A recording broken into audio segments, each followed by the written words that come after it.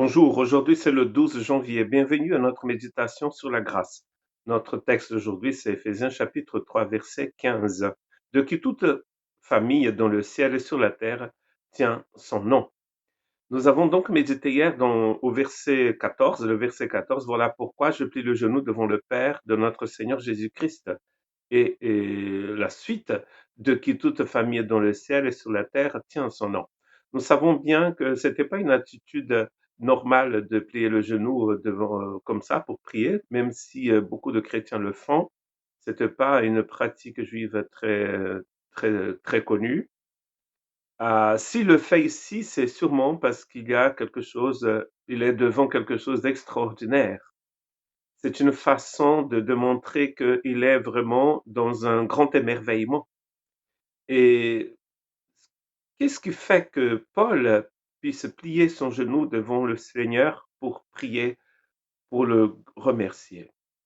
Mais comme nous avons vu, c'est forcément le mystère. C'est la révélation, la connaissance de ce mystère qui le fait agir ainsi. Et il dit que ce Père, c'est de qui toute la famille dans le ciel et sur la terre tient son nom, tire son nom. Il y a ici, beaucoup pensent à un jeu de mots qui ne marche plus en français et qui ne marchera pas non plus dans la plupart des langues. C'est que la famille ici, elle vient du Père. Pater, patria. Presque un jeu de mots.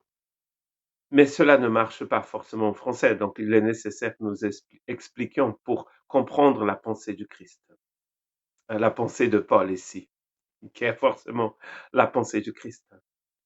La famille ici, ce sont ces personnes qui sont unies au Christ et qui forment cette nouvelle humanité, qu'il appelle ici la patria, la famille.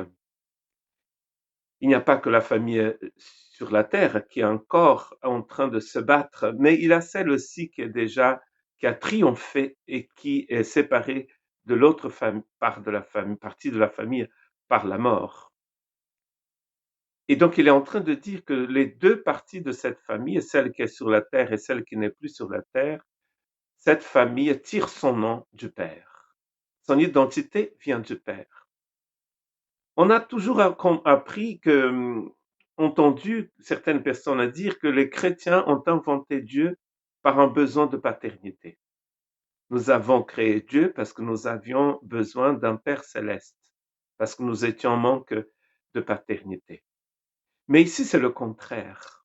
Ce qu'elle est en train de dire que toute paternité vient, toute l'idée même de paternité vient de Dieu. C'est parce que Dieu existe que les êtres humains peuvent avoir cette idée de paternité. La nécessité, le besoin d'avoir un père.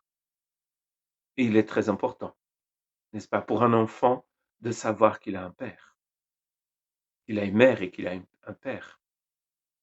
Donc cette idée de paternité vient de Dieu. La famille de Dieu qui est sur la terre et celle qui est dans le ciel tire son identité, tire son nom de famille, donc nom identité égale identité, du Père.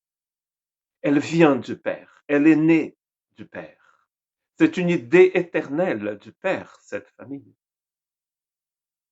Paul étant, comme on dit en anglais, amazed, il est émerveillé de voir cette réalité. C'est peut-être il a reçu beaucoup de révélations et d'un coup, quand il a écrit, avant d'écrire cette partie d'Éphésiens, il se rend compte de la merveille et de la grandeur de cette famille. Tu es très important. Vous êtes extrêmement important si vous appartenez à cette famille, car elle vient tout droit du trône de Dieu. C'est une idée divine depuis toute éternité. Soyons encouragés aujourd'hui. Comme on dit dans notre église depuis la rentrée de septembre, la vie n'est pas un long fleuve tranquille, mais Dieu y règne pour les siècles des siècles. La vie n'est pas un fleuve tranquille, mais nous avons été créés en Christ Jésus pour constituer une famille de Dieu. Que Dieu nous bénisse aujourd'hui.